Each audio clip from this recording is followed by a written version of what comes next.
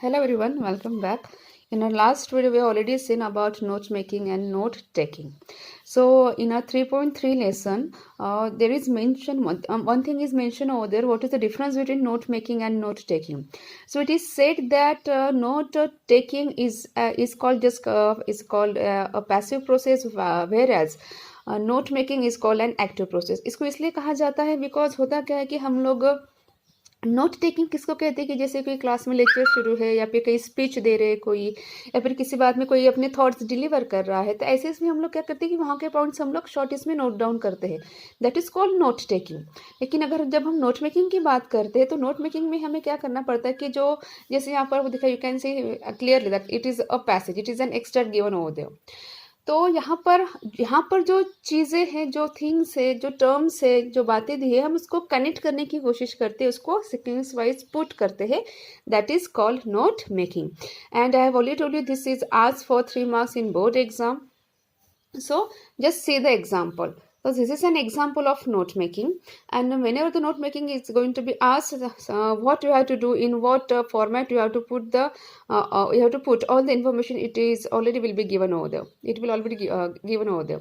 तो अब हम देखते हैं, जैसे यहाँ पर दिया है बैंक के बारे में. ओके, तो बैंक के बारे में यहाँ पर दिया है, तो यहाँ पर ऐसे दिया है बैंक के बारे में, that is bank is a financial institution whose main activities के are borrowing and lending money. अब बैंक जो इसकी सबसे इंस्टीट्यूशन है, फाइनेंशियल इंस्टीट्यूशन, जिसकी सबसे बड़ी एक्टिविटी क्या है कि लोगों को पैसे उधार देना और लेना. So bank borrows bye accepting deposits from the general public और जनरल फाइनेंशियल इंस्टीट्यूशंस. अब यहाँ की बैंक जो बोरो क्या करती है, डिपॉजिट्स कहाँ से, जनरल पब्लिक से या फिर दूसरे फाइनेंशियल इंस्टीट्यूशन से. कमर्शियल बैंक्स में भी ऑल पर्पज और specialized. In India public sector commercial banks are owned by the government. अगर हम इंडिया की बात करें तो हमारे यहाँ पर जो कमर्शियल बैंक्स है वो किसके थ्रू रन की जाती है, गवर्नमेंट के through. Specialized commercial banks like investment banks specialize on loans to firms, merchant banks on financial capital market transactions and international trade. अब यहाँ पर दिया है मर्चेंट बैंक के बारे में कि मर्चेंट बैंक क्या करती है, वो जो फिनेंशियल कैपिटल है कहाँ का, ट्रांजैक्शंस और इंटरनेशनल ट्रेड में उसका मतलब it plays a vital role. Central bank supervise the banking system and control the money supply. अब जो सेंट्रल बैंक है वो क्या करती है, उसका फंक्शन क्या है, उसका फंक्शन ये है कि वो जो बैंक है, जो बैंकिंग सिस्टम है और जो बैंक मनी सप्लाई करते हैं उसको कंट्रोल कैसे रखते हैं, वो सेंट्रल बैंक करती है. Central bank is the reserve bank of India. और हम सेंट्रल बैंक की बात करें तो RBI, that is called reserve bank of India. As we know all की reserve bank of India just keep an eye on all the banks, on the financial institutions, those who are borrowing और lending the loans to the public और to some form also. तो कहीं ना कहीं जो RBI उसका बहुत बड़ा रोल होता है सारे चीज़ें, जो बैंकिंग सिस्टम है इसके ऊपर कंट्रोल का. In the US it is the Federal Reserve. In France Bank de France, and in the UK the Bank of England. अब यहाँ पर यूएस की बात करें, यूएस में जो सेंट्रल बैंक है उसका नाम है फेडरल रिजर्व. फ्रांस में जो सेंट्रल बैंक है उसका नाम है बैंक de France. और यूके में जो है उसका नाम है bank of England. There are also international banks, the world bank और the international bank for reconstruction and development in an investment bank at the international level. अब ये जो पैराग्राफ दिया है, if you go through this paragraph, हमें पता चला कि यहाँ पर बैंक सिस्टम के बारे में दिया है कि और कौन से बैंक के टाइप से वो दिया है. और अगर हम इसकी अब बात करें तो ये एग्जाम है नोट मेकिंग का. अब नोट मेकिंग का जो एग्जाम्पल रहेगा, ठीक है, उसके नीचे आपको इन्फॉर्मेशन किस में पुट करनी है वो ऑलरेडी यहाँ पर दी हुई रहेगी. अब अगर मैं यहाँ की बात करूँ, ठीक है, तो यहाँ पर है बैंक.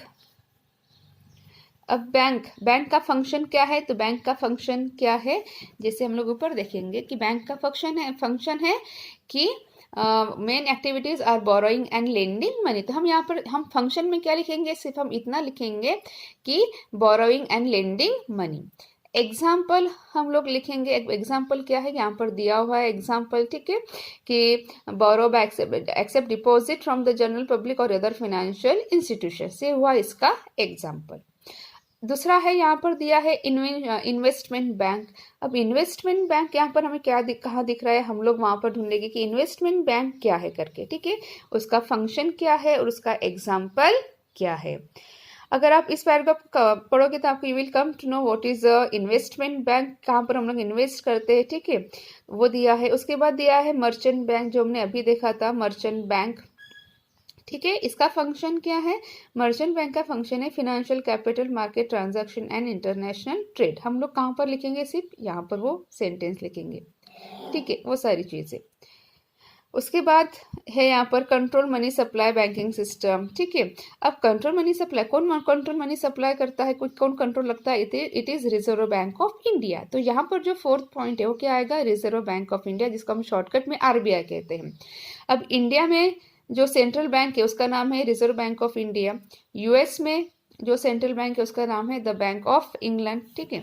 अब नीचे जो फ्रांस है, फ्रांस में जो है उसका नाम है बैंक डी फ्रांस, ठीक है, ऐसे। और यूके और इंग्लैंड में जो है उसका दिया है वो सारी चीजें, ठीक है। तो इस तरीके से हमें क्या करने हैं? इस तरीके से हमें सारा जो है इंफॉर्मेशन यहाँ पर पुट करना रहेगा। और मैंने पहले भी आपको कहा कि जब कभी ऐसा टेबल आता है आपको एग्जाम में पूछने के लिए, तो हम लोग सबसे पहले क्या करेंगे? सबसे पहले हम लोग जैसे यहाँ पर टाइटल दिया है बैंकिंग, हम उसको वैसे के वैसे बोल्ड इसमें लिखेंगे। उसके बाद हम लोग एक कॉलम्स और रो ड्रॉ करेंगे। लेकिन सबसे पहले हम पूरे कॉलम्स और रो ड्रॉ नहीं करेंगे। सबसे पहले हम लोग क्या करेंगे? फर्स्ट पॉइंट लिखेंगे, उसके बाद बैंक का दिया है, ठीक है, उसके बाद फंक्शन क्या है, यहाँ पर जो फंक्शन दिया है ऊपर वो लिखेंगे हम लोग। और याद रखना हमें पूरे सेंटेंस नहीं लिखना है, जो मेन वर्ड्स है वही हम यहाँ पर लिखेंगे। उसके बाद एग्जाम्पल यहाँ पर लिखेंगे। ये होने के बाद ही हम लोग क्या करेंगे? ये लाइन ड्रॉ करेंगे। उसके बाद ही हम लोग क्या लिखेंगे? सेकंड पॉइंट, जो क्या है यहाँ पर दिया है इन्वेस्टमेंट बैंक का, ठीक है। अब ये इन्वेस्टमेंट बैंक होने के बाद हम लोग क्या करेंगे? इसके बारे में जो इन्फॉर्मेशन दी है वो लिखेंगे। उसके बाद हम लोग क्या करेंगे? मर्चेंट बैंक लिखेंगे। उसके बाद ही हम लोग फोर्थ पॉइंट, और उसके बाद ही हम लोग क्या करेंगे? फिफ्थ पॉइंट की तरफ हम लोग वो सारी बातें हम लोग वहां पर लिखेंगे। जैसे यहाँ पर दिया है इंटरनेशनल बैंक, ठीक है। इंटरनेशनल बैंक क्या करते थे? ऊपर दिया हुआ है, हम उसका पॉइंट यहाँ पर लिखेंगे, ठीक है। वर्ल्ड बैंक, वर्ल्ड बैंक क्या करते हैं? जैसे यहाँ पर दिया, वर्ल्ड बैंक का काम है कि डेवलपमेंट करना, ठीक है। Development is an investment bank at the international level. और यहाँ का पॉइंट दिया, हम लोग इसको पॉइंट ऐसे के वैसे लिख लेंगे। बस हो गया हमारा यहाँ का note making. So it is an example of note making. अगर हम दूसरा एग्जाम्पल अगर मैं बात करूँ आपको, तो दूसरा एग्जाम्पल की अगर जैसे टैक्स वगैरह होता है, ठीक है, जैसे फिर से एक दूसरा एग्जाम्पल हम आपको यहाँ पर बता रही हूँ, that is of about banking system also. तो यहाँ पर जो दिया हुआ है वो है बैंक के बारे में, ठीक है, टैक्स के बारे में। जो टैक्स हम लोग गवर्नमेंट को पे करते हैं वो दिया है यहाँ पर। अब जो टैक्स हम लोग जो गवर्नमेंट को पे करते हैं, यहाँ पर एग्जाम्पल दिया है कि जो इंडिविजुअल्स है या फिर जो फर्म्स है जो एक पर्टिकुलर मनी गवर्नमेंट को देती है उसको क्या कहा जाता है? Tax. Okay, let me read it. The part of income that is liable to tax is called taxable income. Total income may be reduced for tax purposes by allowing various deductions. Firms are given tax allowance to encourage investment. The determination of the amount of tax and the individual or firm is liable to pay is called tax assessment. For this, taxpayers file returns listing their income from various sources with entitlement for deduction. Failures to pay taxes, for example, by filing a false return or failing to file a return at all, is called tax evasion. It is a punishable offense. However, tax avoidance is legal.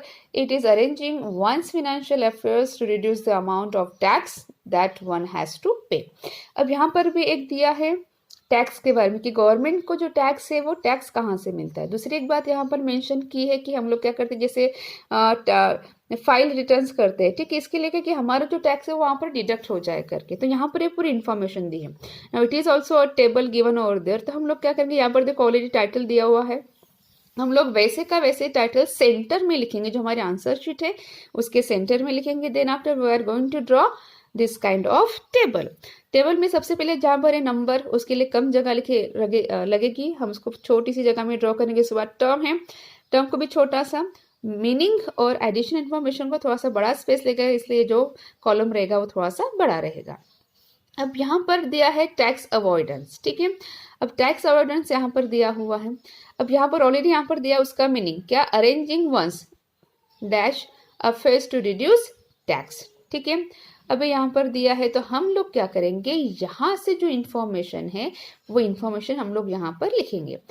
Additional information यहाँ पर point दिया है, उसके बारे में हम लोग लिखेंगे। अब इसका आंसर देखो हम लोग कैसे लिखेंगे, सीधा सीधा लिखेंगे कि टैक्स अवॉइडेंस के बारे में क्या दिया है, arranging one's financial affairs to reduce tax. ठीक है, उसका मीनिंग ये है।